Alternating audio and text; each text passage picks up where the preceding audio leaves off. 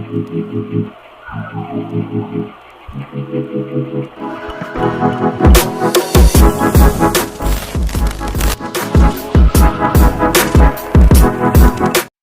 friends, welcome back to JpTechStudio. நீங்கள் ஒரு சூப்பரான ரக்கட் பாய்ஸ் ஃபோட்டோ எடிட்டிங் எப்படி எடிட் பண்ணுறது தான் பார்க்க போகிறோம். இது எதில் பண்ண போகிறோம்னா எப்பயும் போல் பிக்சர் அப்ளிகேஷனில் தான் பண்ண போகிறோம். அது யூஸ் பண்ணுற மெட்டீரியல் எல்லாமே டெலகிராம்லேயே இருக்கும். நீங்கள் அங்கே ஜாயின் பண்ணிக்கலாம். டெலகிராம் லிங்க் டிஸ்கிரிப்ஷனில் இருக்குது.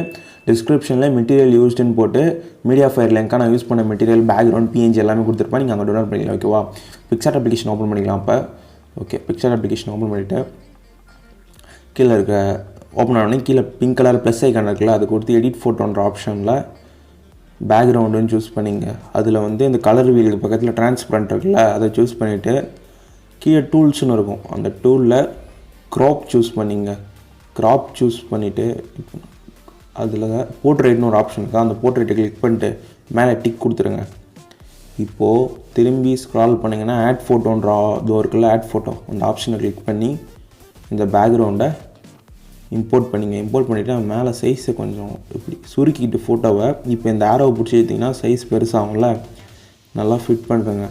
ஃபிட் பண்ணிட்டு கீழே ப்ளஸ் இருக்குல்ல, அதில் ஆட் ஃபோட்டோன்ற ஆப்ஷனில் நீங்கள் எந்த ஃபோட்டோ, உங்கள் ஃபோட்டோவோ எந்த ஃபோட்டோ வைக்க போகிறீங்களோ அந்த ஃபோட்டோவை இம்போர்ட் பண்ணிங்க.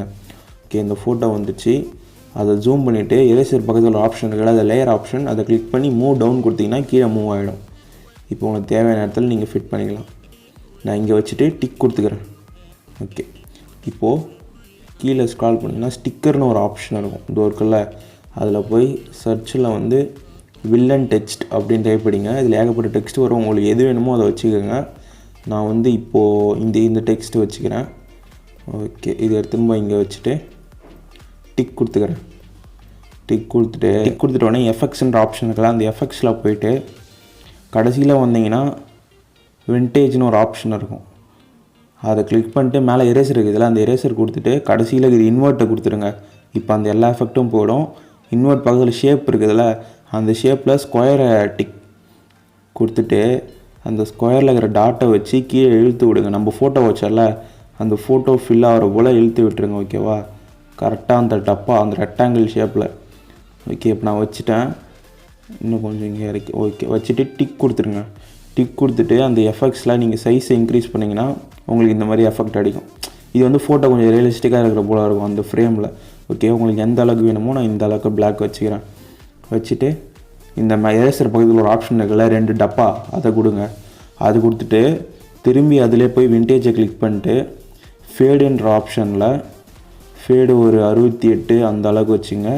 சைஸை கொஞ்சம் இன்க்ரீஸ் பண்ணிட்டு இப்போது ஃபேடை வந்து ஒரு 71 வச்சுக்கிறேன். ஓகேவா? சைஸ் 74, ஃபேடு 71 வச்சுட்டு ஓகே, அது கொஞ்சம் இதுவாகுது. 87 சைஸு, ஃபேடு ஒரு 71 வச்சுட்டு மேலே டிக் கொடுத்துட்டு டவுன்லோட் ஆப்ஷன் கொடுத்தீங்கன்னா உங்கள் கேலரியில் சேவ் ஆகிடும். இந்த வீடியோ பிடிச்சிருந்தா நீங்கள் முதல் ரக்கட் பாய்ஸாக இருந்தீங்கன்னா மறக்காமல் இந்த வீடியோக்கு ஒரு லைக்கை போட்டு கமெண்ட் பண்ணி விடுங்க. இன்னொரு சூப்பரான ஃபோட்டோ எடிட்டிங் வீடியோவில் பார்ப்போம். Bye friends.